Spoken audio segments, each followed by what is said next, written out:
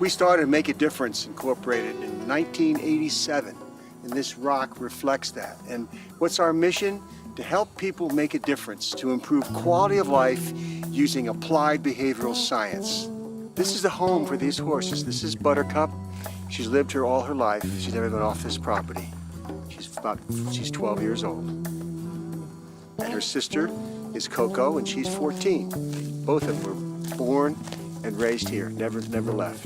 The proposed pipeline goes right across this property, right across this triangle, and it goes down this property and up to the hill, right across that barn up on the hill where Joe Pitt lives, right next to his barn, and he raises horses up there. If you see this road, it travels up to the top of the hill to a historical log lodge where we hold retreats, and we have people from the university coming up there and having leadership conferences. I'm a psychologist and I teach leadership to companies and to Virginia Tech personnel and professors and students. The only way to get there is on this road, and during the construction of the pipeline, there'll be no entrance, cutting off the education and the business at the top of this hill.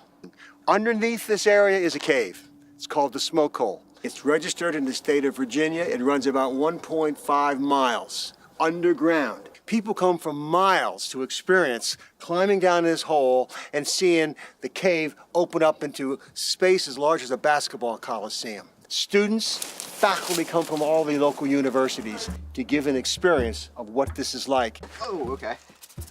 Because pretty much as long as you squeeze, it'll lock it out for you. There are things down there, whole habitats that are just totally unique, and you don't get above ground anywhere. So Did you it's pretty find special. How many do we have total? 12. Seems like you're prepared, though.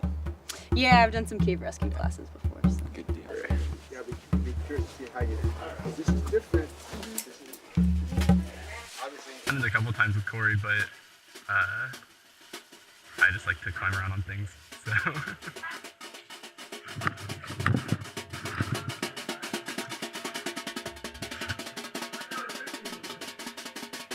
There's a slack rock with 100 bats sleeping upside down.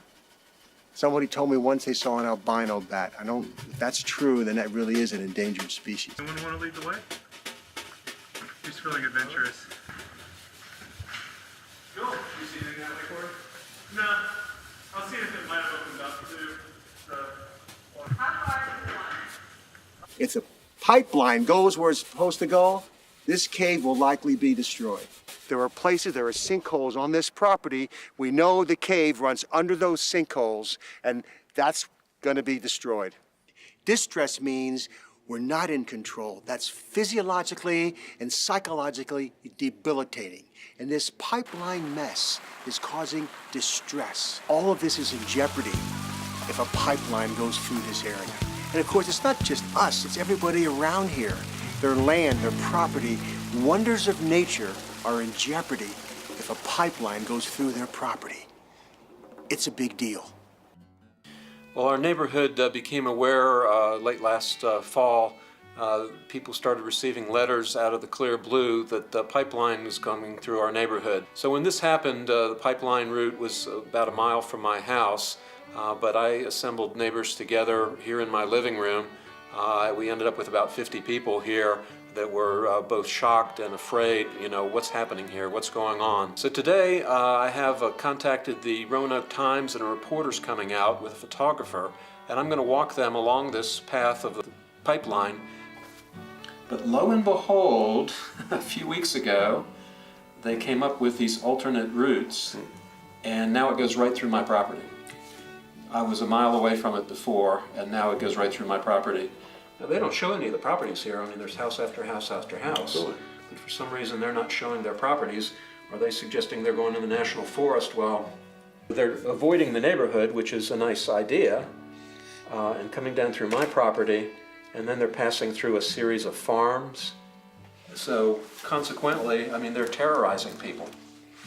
It will go right through this farm over here, either one of the routes, and then up Paris Mountain. When the rain falls up here, it goes into either 3 different watersheds. Depending on where it falls on my land, it can either end up in the New River and end up going to the Mississippi and the Gulf of Mexico, or it can end up going into the Chesapeake Bay up through the James River, or it'll go down the Roanoke River and end up in the at the North Carolina Outer Banks. So, I mean, this is a special piece of land, it really is, and it's a unique geography. These people only want to transport the gas through here. They've changed their tune recently, and now they're saying they're open access. But what they really are is want to transport it to the other pipeline and sell it elsewhere or overseas where they can make more money. And Solarized Blacksburg has been putting solar on dozens and dozens of homes here. It's now affordable and comparable to other electrical choices.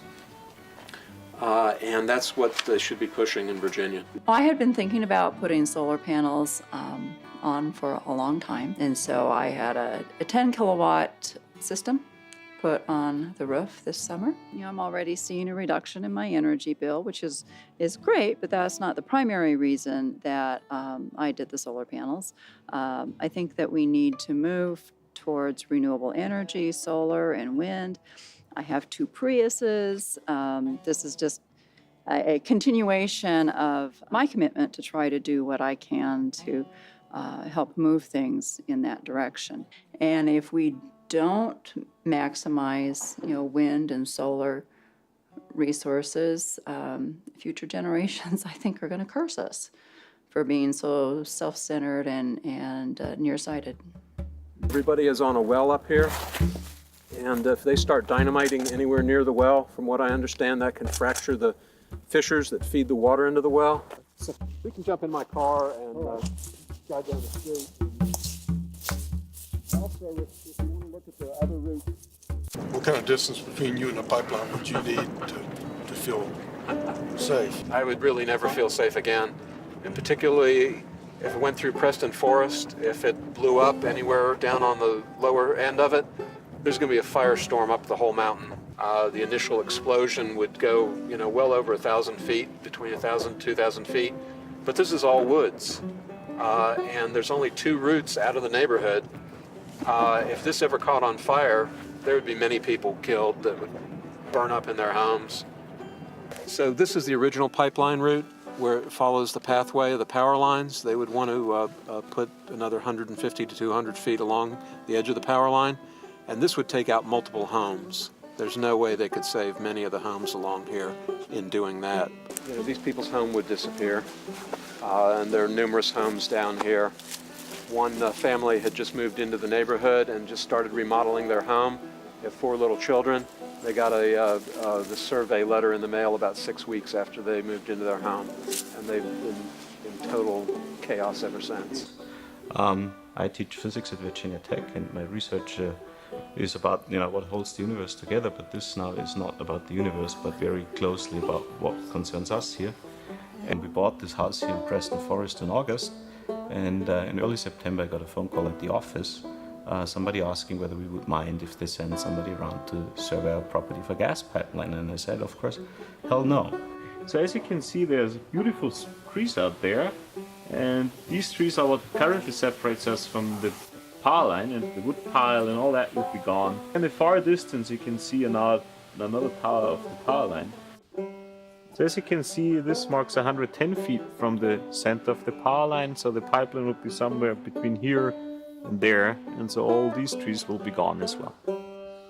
Well, if the pipeline was to leak and explode, I'll never know about it, considering I'm 150 feet off the explosion. I'll just be one of those days that you just don't wake up. I honestly think somebody just grabbed a map and drew a line around the neighborhood in both directions, and that was all the consideration they made. And maybe that's a bargaining chip with FERC that says we're looking at other routes, even though they're not actually looking.